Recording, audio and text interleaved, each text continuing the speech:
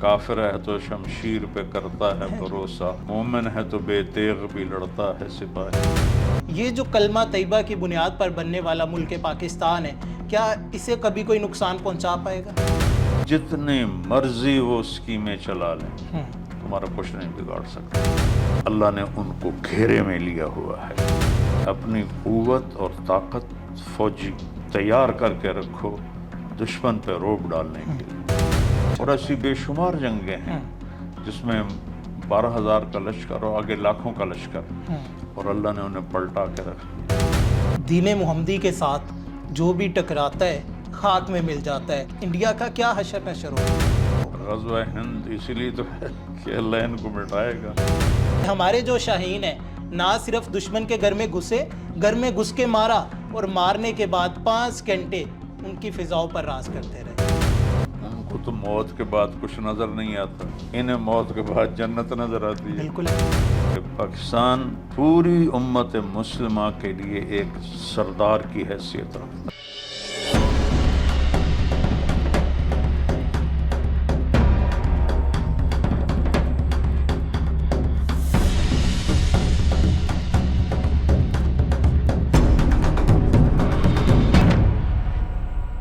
دشمن جو ہے اس کے پاس وہ کہتا ہے میرے پاس رافیل ہے، میرے پاس S-400 ہے، میرے پاس یہ ہے، میرے پاس وہ ہے، جس کا اسے بڑا مان تھا، غرور تھا، دنیا میں چرچا کرتا تھا۔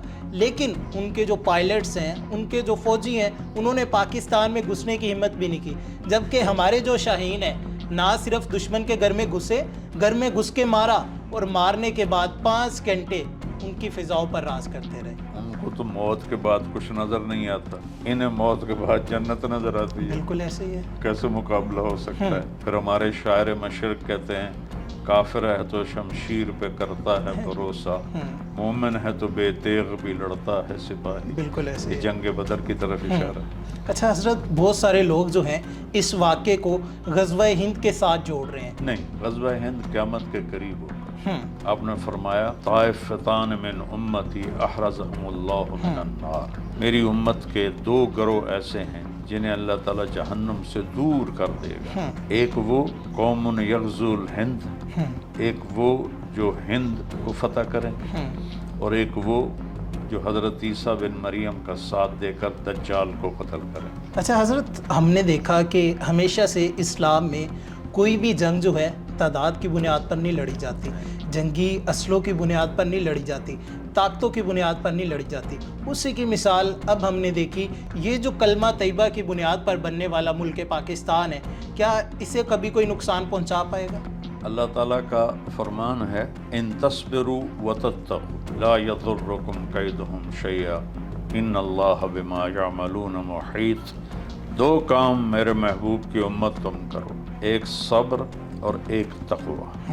صبر ہے آپس کی لڑائی جھگڑوں سے بچ کر اتحاد سے رہنا، اور تقوی ہے بڑے گناہوں سے بچنا۔ تو اللہ تعالیٰ کہہ رہے ہیں جتنی مرضی وہ اسکیمیں چلا لیں، تمہارا کچھ نہیں بگاڑ سکتا۔ اللہ نے ان کو گھیرے میں لیا ہوا ہے۔ تو یہ 2 صرف اللہ نے ہم سے باتیں مانگی ہیں کہ ہم صبر اور تقوی کا دامن نہ چھوڑیں، اللہ ہمیں تنہا نہیں چھوڑے گا۔ میرے نبی کا فرمان ہے لن یغلب 12 من قلت۔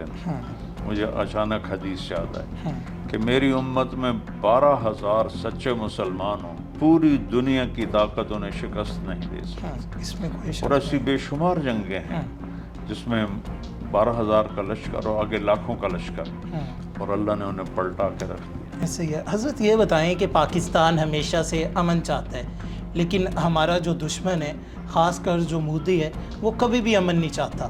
وہ بار بار پاکستان کو تنگ کرتا ہے، جنگ کی دعوت دیتا ہے، ایسی حرکتیں کرتا ہے کہ پاکستان اگریشن دکھائے۔ اس کی کیا وجہ ہے کہ وہاں پر مسلمانوں پر ظلم بھی ہو رہا ہے؟ جب بھی الیکشن آتا ہے تو یہ چیزیں کی جاتی ہیں۔ دیکھیں نا، اللہ کے نبی کا فرمان ہے الکفر ملت واحدہ، کفر جتنی بھی شکلوں میں ہے نا، وہ ایک قوم ہے، ان کا ایک ہی دشمن ہے اور وہ ہے مسلمان۔ کوئی سکھ ہندو ہو جائے، کوئی ہندو سکھ ہو جائے، کوئی عیسائی ہو جائے، کچھ بھی نہیں ہوتا، کوئی ریئیکشن نہیں ہوتا، اور کوئی مسلمان ہو جائے تو اس کو قتل کر دیتے۔ تو یہ ان کی وہ جہالت اور درندگی ہے، اور انشاءاللہ ہمیں کوئی نقصان نہیں پہنچے گا انشاءاللہ اگر ہم صبر اور تقوی کے دامن کو تھام کر رکھیں۔ انشاءاللہ۔ اچھا حضرت یہ بتائیے گا کہ دین محمدی کے ساتھ جو بھی ٹکراتا ہے خاک میں مل جاتا ہے۔ تاریخ میں اس طرح کی بہت ساری مثالیں موجود ہیں۔ انڈیا یہ حماقتیں بار بار کرتا ہے، تو کیا انڈیا کی جو بقا ہے وہ رہے گی؟ انڈیا کا کیا حشر نشر ہوگا؟ غزوہ ہند اسی لیے تو ہے کہ اللہ ان کو مٹائے گا۔ تو کیا غزوہ ہند جو ہے ہماری ہندوستان کے خلاف ہوگی؟ یہی ملک کرے گا۔ ٹھیک ہے، اس میں کچھ بشارتیں بتا دیں، کچھ چیزیں بتا دیں، کوئی نشانیاں بتا دیں تاکہ ہمارے جو دیکھنے وہ والے ہیں۔ نشانی حضرت عیسیٰ علیہ السلام کے قریب ہے، چونکہ آپ نے کہا کہ میری امت کی 2 جماعتیں ہیں جی۔ جن کو اللہ جہنم سے بچائے گا، ہاں۔ ایک جو غزوہ ہند کریں گے اور اللہ ان کو فتح دے گا، ساتھ آپ نے یہ بھی فرمایا، اور ایک جو حضرت عیسیٰ علیہ السلام کے ساتھ مل کر دجال سے لڑیں گے۔ تو یہ دور کی بات ہے، قریب کی نہیں ہے، لیکن اللہ کا فضل یہ ہے کہ آپ دیکھیں جب پاکستان بنا تھا دفتروں میں کرسیاں بھی نہیں تھیں کام کرنے کے لیے، صحیح ہے۔ تو وہ یہ جو پھٹے ہوتے ہیں اور یہ جو جس میں وہ یہ کریٹ ہوتے ہیں، ان کریٹوں پہ بیٹھ کر لوگوں نے کام کیا، اور یہ واحد ملک ہے 57 ملکوں میں جس نے اپنی عسکری طاقت کو مضبوط کیا، حالانکہ اسباب ہی نہیں تھے، جن کو کوئی ایک پرزہ دینے کے لیے تیار نہیں تھا، انہوں نے کیسے کیسے وہ جمع کیے، ایٹم کی بنیاد رکھی۔